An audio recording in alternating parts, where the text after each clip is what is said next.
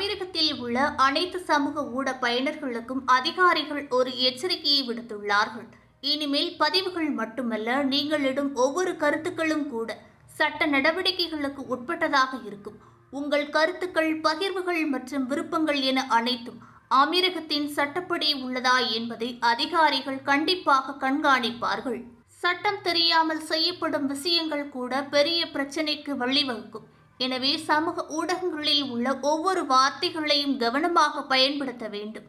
சமூக ஊடகங்களில் அதிகரித்து வரும் போலி செய்திகள் மற்றும் வெறுப்பான பிரச்சாரங்களை தடுப்பதே இந்த சட்டத்தின் முக்கிய நோக்கமாக கொண்டு வரப்பட்டுள்ளது. சமூகத்தில் பிரச்சனைகளை ஏற்படுத்தும் இதுபோன்ற விஷயங்களை சட்ட நடவடிக்கைகள் முற்றிலுமாக அகற்ற அரசாங்கம் முயற்சித்து வருகிறது.